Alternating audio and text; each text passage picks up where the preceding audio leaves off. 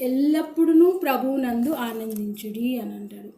ఎల్లప్పుడూ ఎల్లప్పుడూ అంటే 24/7 ప్రభువునందు ఆనందించాలన్నమాట. 24/7 ప్రభువునందు ఆనందించుడి అంటే కొంతమంది చదువుకునే వాళ్ళు ఉంటారు, కొంతమంది ఉద్యోగస్తులు ఉంటారు, కొంతమంది పనికి వెళ్ళే వాళ్ళు ఉంటారు. వీళ్ళందరూ 24/7 ప్రభువునందు ఆనందించడం అంటే వాళ్ళకి కుదరదు. వాళ్ళకి వరల్డ్లీ థింగ్స్ ఉంటాయి. చదువుకునే వాళ్ళకి చదువుకోవాలి, పనిచేసే వాళ్ళకి పనిలో నిమగ్నం అయిపోవాలి. వాళ్ళు ప్రభువునందు ఆనందించడం కష్టమేమో అనిపిస్తుంది కదా.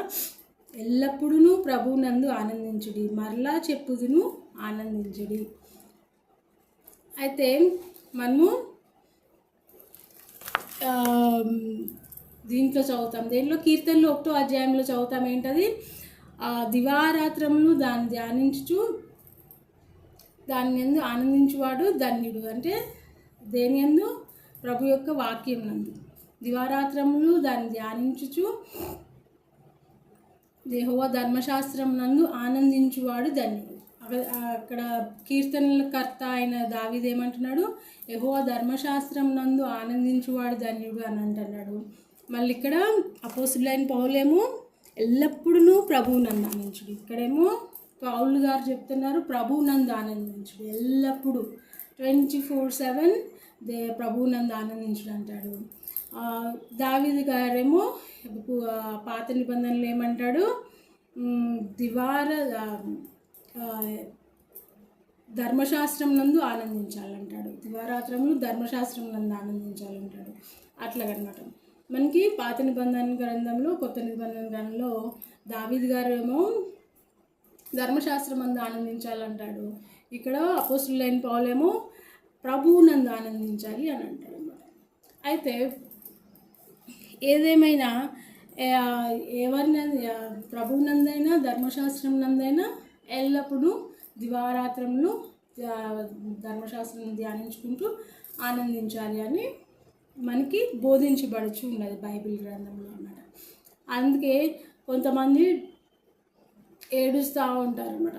24/7 ఏడ్చే వాళ్ళకి ఈ యొక్క వాక్యం చెప్పాలి. ఏమని దావీదు గారు ఏమన్నారంటే ధర్మశాస్త్రమందు దివారాత్రములు ఆనందించాలి అని చెప్తున్నారు. అందుకే సంతోషించుము అని చెప్పాలన్నమాట. మరియు అపోస్తలుడైన పౌలు ఏం చెప్తున్నారంటే ఎల్లప్పుడూ ప్రభువునందు ఆనందించుడి అని చెప్తున్నారు. అందుకే మీరు దుఃఖం వదిలేసి, ఏడుపు వదిలేసి సంతోషించుడి, ఎల్లప్పుడూ ప్రభువునందు సంతోషించుడి అని చెప్పగలగాలన్నమాట. మనం బోధించగలగాలి. అప్పుడు అదే కదా ఉపయోగం. దాని వాక్యం యొక్క ఉపయోగం ఏంటి? వాక్యం వల్ల 4 ఆత్మలు సంతోషించాలన్నమాట, 4 ఆత్మలు రక్షింపబడాలన్నమాట. అదే కదా use of the main motto of preaching the Bible is to make unhappy souls happy, to make confusing souls clear, to make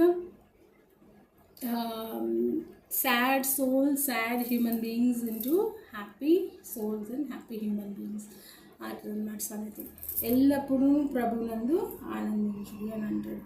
అంటే ఇప్పుడు యోబు గారిని తీసుకున్నాం అనుకోండి.